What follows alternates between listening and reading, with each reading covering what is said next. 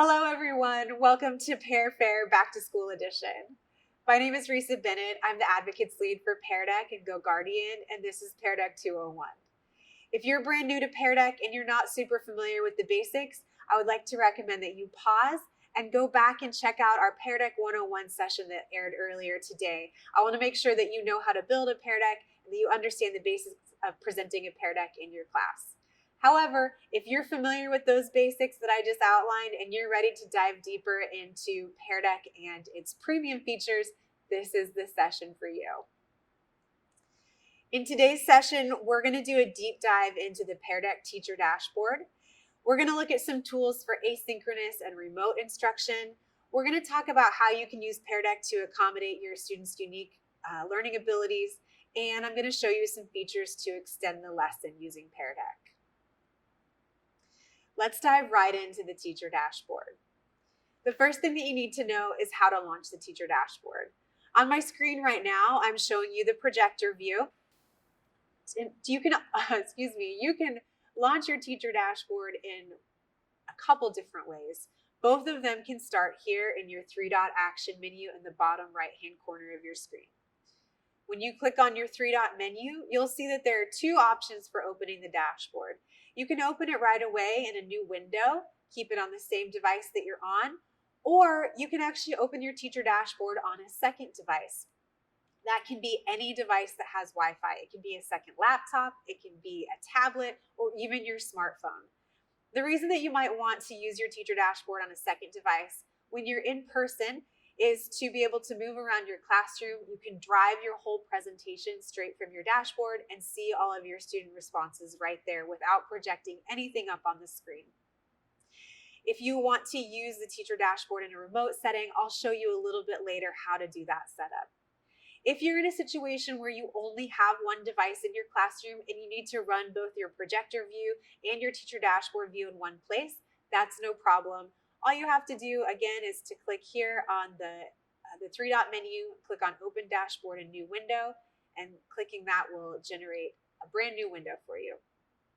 For our purposes, I just want to show it to you in a different tab, but if you're projecting your answers up on a projector screen and you have your teacher dashboard in a second window, make sure that you extend your displays or unmirror your display depending on what type of device you're using. In order to open it on a second device, when you click on the Open Dashboard, a new device, it'll prompt you on the URL that you should open on that device. It's just app.peardeck.com/dash. If you use the same device every time for your teacher dashboard, I highly recommend just bookmarking that. You can go to it easily anytime you're going to run a Pear Deck session. All right, I think you got it. I'm actually going to move over to my tab that has my teacher dashboard right now so we can operate out of there for a moment. When you're inside of your teacher dashboard, you can see all of your slides in the slide drawer on the left, so you know which slides are coming up. In the top right of your screen, you see the join code. You can relaunch the join code at any time if you have students coming in late. But most importantly, I want to show you that you can see your class roster right up here in the top right-hand corner. When I click on class roster, I see that I have 8 students active in my session right now, and I see that I've had 11 students total sign in. So if you know that you have 35 students in your class, you're looking for that 35 out of 35 to know that everybody has joined and everybody is actively in your session. As you're going down your roster, you can check the classroom climate information. You may know from joining Pear Decks in the past that it may prompt you to give the happy face or the sad face to let your teacher know how your day is going. You can see that information here on the left. Again, next to their names, you can see who's joined and who's offline. If you know a little bit about the teacher dashboard already, you know that I'm going to show you how you can hide certain responses from students in real time. But I want to let you know, while we're looking here in the dashboard, that you also have the option of blocking a student from a session. If you have a student who's continually becoming a distraction with inappropriate responses, you can come right into your roster here, click on the 3 dots next to that student's name, and block them from the session. They won't be able to see the content that you're sharing. They won't be able to respond to any questions. They're just completely removed from the session.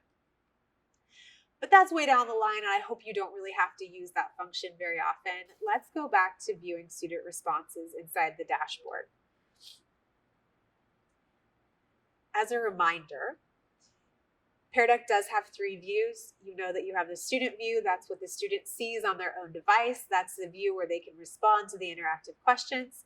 And you also know about the projector view, where you can present the information you're presenting, or you can show student responses. And again, we're looking at the 3rd view, the teacher dashboard view. When you come to an interactive question and you're ready to look at student responses, if I go over here to my teacher dashboard tab again, I can view student responses a number of different ways depending on what kind of answer I'm looking for. Up here in the top left, you'll see there are 3 layout icons. Depending on the question type, you can see responses 3 different ways.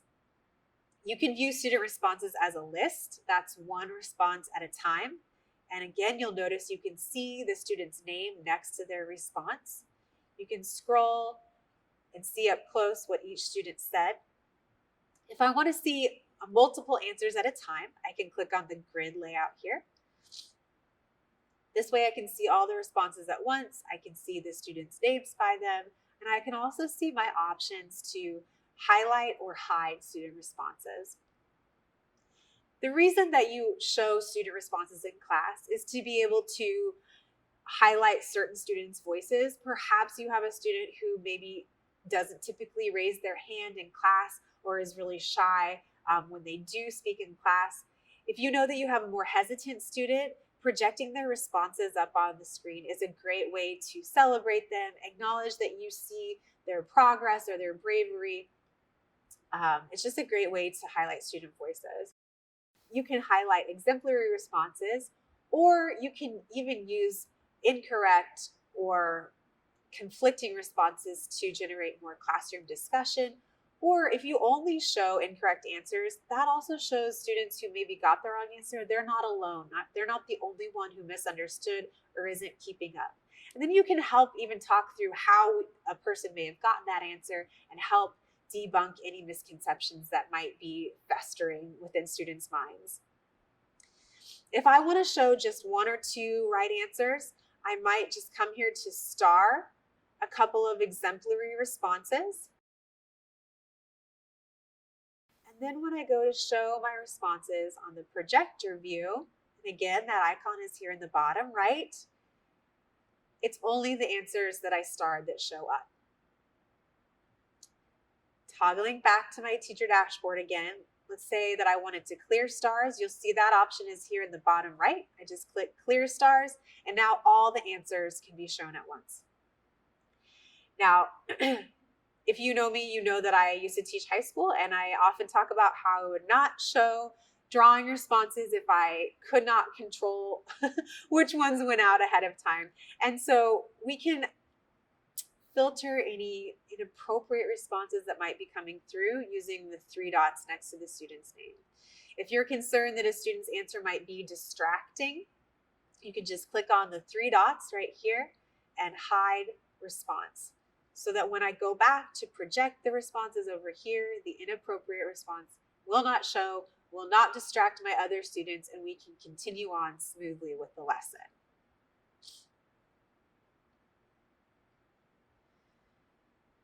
Let's take a look at what this looks like with a text slide, just for fun. Again, we can see these student answers. I can hide or highlight the ones that I want to. Let's see. This time, I'm going to star Faisal's answer because I think it's a great one. And also Nicole. And again, when I show responses, here you go.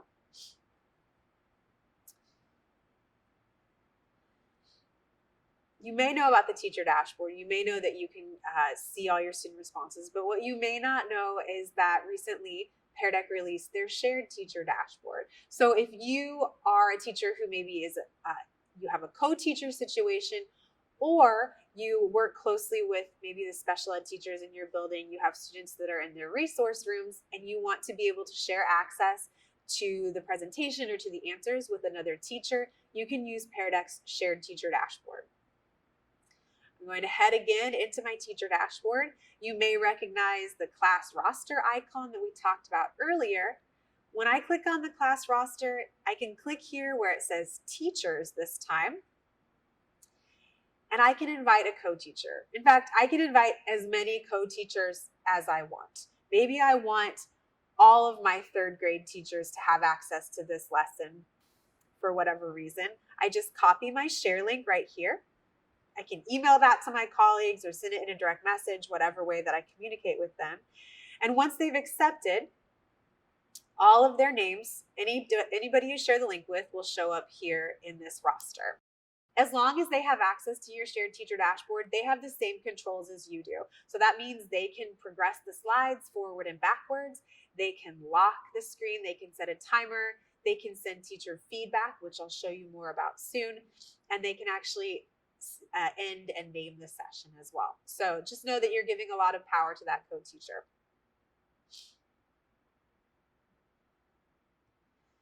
Let's talk about using Pear Deck for asynchronous instruction or remote instruction. It's my sincere hope that every teacher that wants to be back in person this year will get to be back in person. But if you are in a situation where maybe that still is uncertain and you're going to be doing some remote instruction, here are a few ways that Pear Deck can help.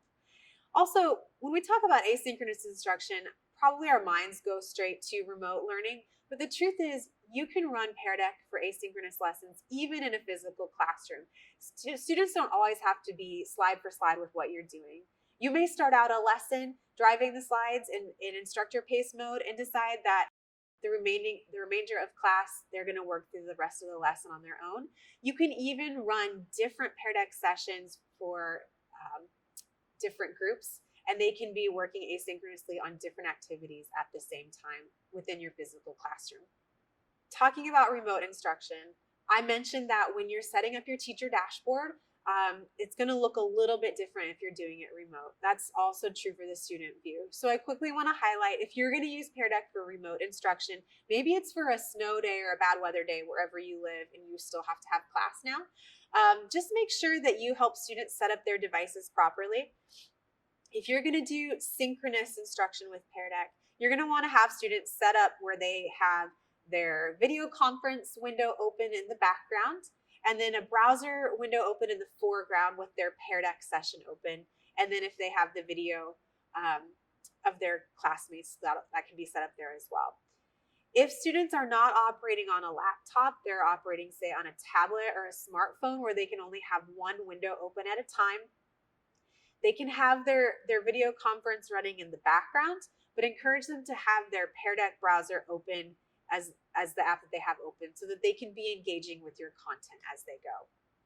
As for you as the teacher, it's very similar in that if you only have one device and you need to be running your teacher dashboard and your projector view on the same device, you're just going to want to make sure that using your video conferencing tool, you only select the projector view window to share and that you keep your teacher dashboard window separate.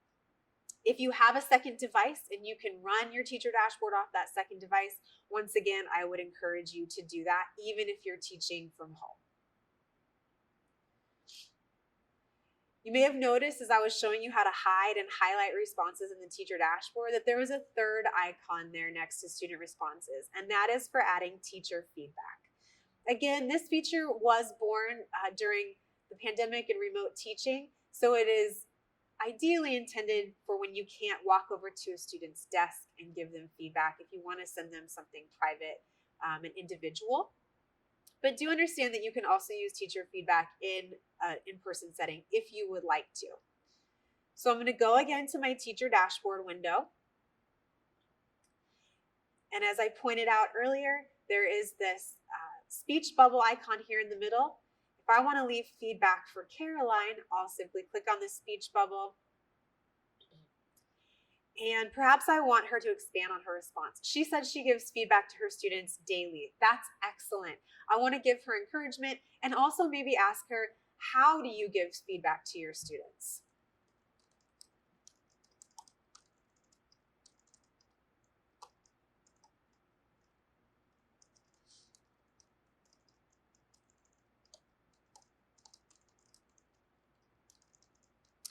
When I send the feedback, on Caroline's student view, she will see a red icon pop up in the bottom right-hand corner of her screen, letting her know that her teacher has sent her feedback.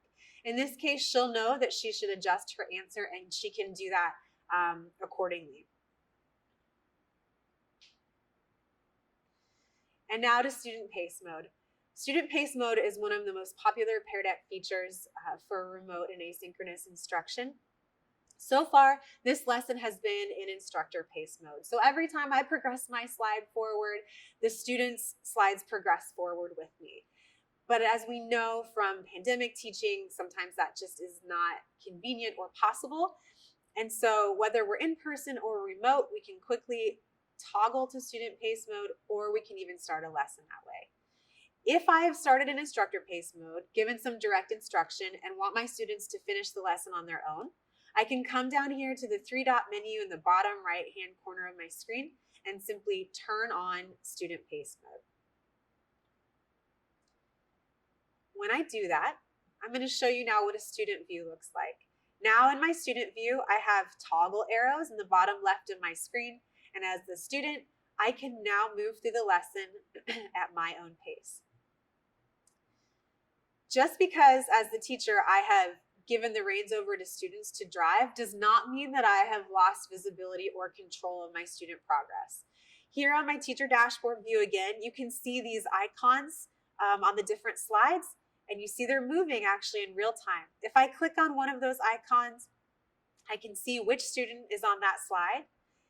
And if that slide is interactive, let me go to an interactive one here,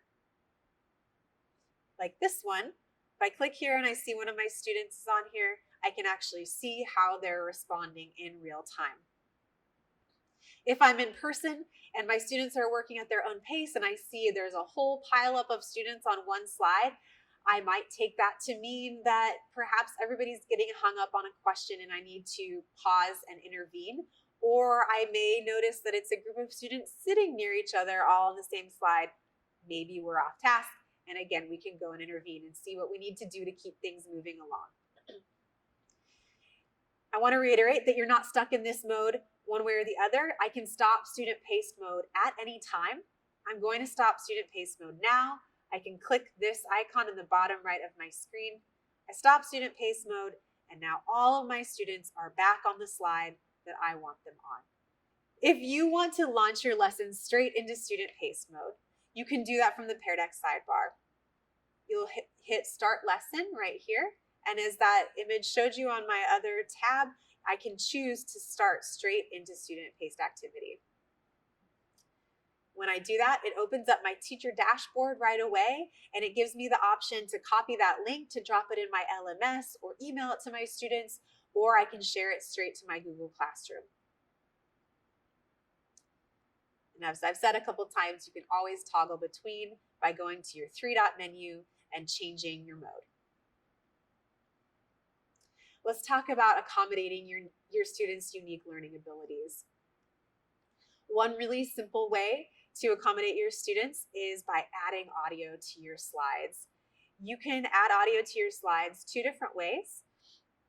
Again, when you're in your slide builder and you've got your sidebar open, you just click on the Add Audio to Slide, and you have the option to record your voice right then and there and add it to your slide, or you can pre-record audio or upload audio to that slide as well. You might add audio to a slide if you have more direction that you want to give than the text you can fit on the slide. You might add audio if you're teaching younger students and they can't read and you want to be able to give that instruction verbally to them. You might add audio if you have language learners and you're able to translate the instructions for those language learners. Or if you're teaching remotely still, you may want to actually record your voice just to give some human connection to your students as they're following the lesson asynchronously.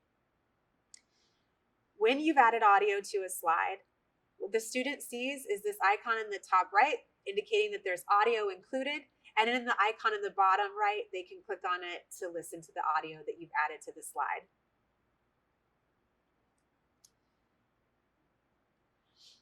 One of my favorite accommodations with Pear Deck is our Immersive Reader integration. If you're familiar with Immersive Reader, you'll know the myriad things that Immersive Reader can do to help your students. Even though Immersive Reader was developed by Microsoft, it is compatible with our Google Slides add-on as well. So no matter which platform you use to run Pear Deck, you have access to Immersive Reader functions. When I've turned on my Immersive Reader in my Pear Deck settings, what my students see here is the Immersive Reader icon in the bottom right corner of their screen. When they click on that icon, it automatically makes their text larger. They can adjust that by clicking the text icon up here. They can adjust their text size, increase the spacing, they can change the font and the color. They also have some options to break out syllables or identify parts of speech if they're language learners. They can also choose to translate the slide into their native language. They can also access the picture dictionary. So if they click on a word here, it will give them an image to illustrate it, and they can even have the slide read to them. So again, all the things that you probably love about Immersive Reader and other tools, you can access all of that in Pear Deck. We're coming to the end of this session, and that means that I need to tell you how you can continue student learning even after you've closed your Pear Deck session. The newest way that Pear Deck is released, and one of my favorite new features this year, is Pear Deck's Reflect and Review. Now, when you end a session, you are able to go and review student work, all of one student's slide responses in one place. If you're familiar with what Pear Deck did before, you know that that was a little bit more challenging to do.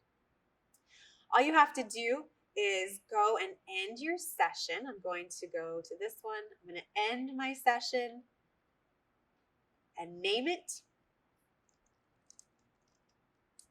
And as I end and name it, it prompts me to open, reflect, and review. When I open, reflect, and review,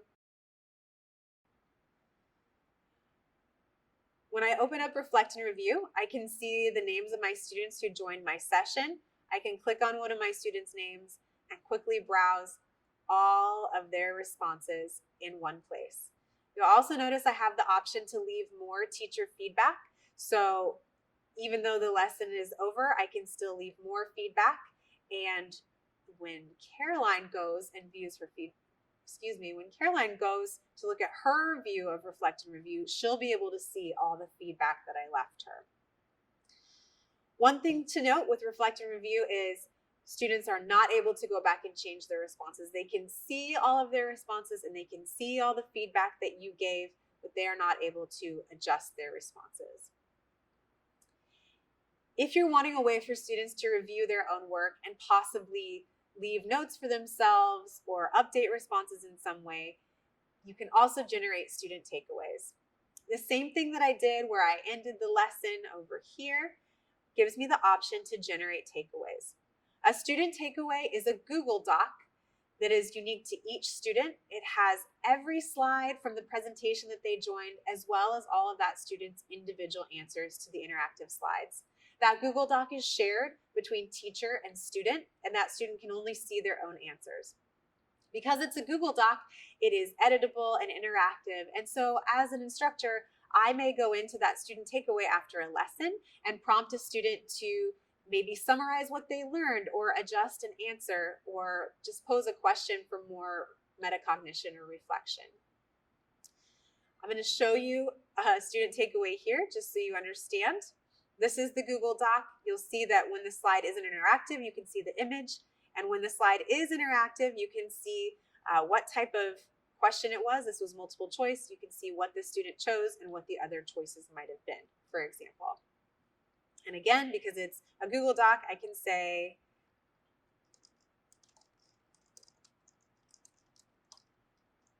and then send that person to go and respond to my question.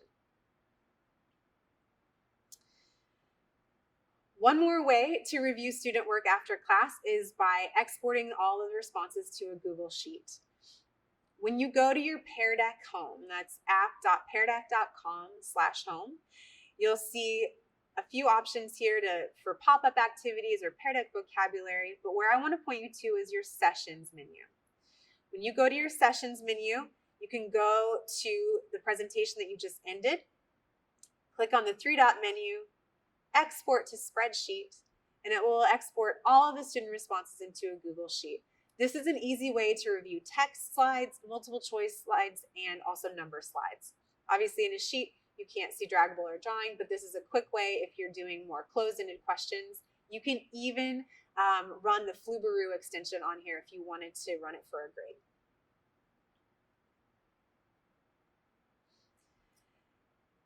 If you've been at Pear Deck for a while, or if you've been using Pear Deck for a while and this was your deep dive, here are just a few ideas of how you can start incorporating more Pear Deck into your lessons. On the left are some beginner challenges for you to try after this session, and on the right are more of the in-depth actions that you can take to really get your hands dirty with Pear Deck. I encourage you to take a moment to screenshot this so that you have a list of to-dos, things that you can go and practice after this session is over. As a reminder, we have lots of resources for you. We don't want you to have to remember all of this way after the session is over. You can head to our help videos gallery. It's peardeck.com/help-videos. There you'll find a gallery of help videos for both Google Slides and PowerPoint online. They're just 2 to 4 minute videos that break down each of the features of Pear Deck. If you want to get more explicit instruction, we have a knowledge base, help.peardeck.com. You can search for any topic that you're looking for related to Pear Deck and get step-by-step instructions how to do it. Or if you have a specific question and you need to access our help desk, you can send us a note at help@peardeck.com. Our support team is wonderful and they'll be happy to help you with your specific question.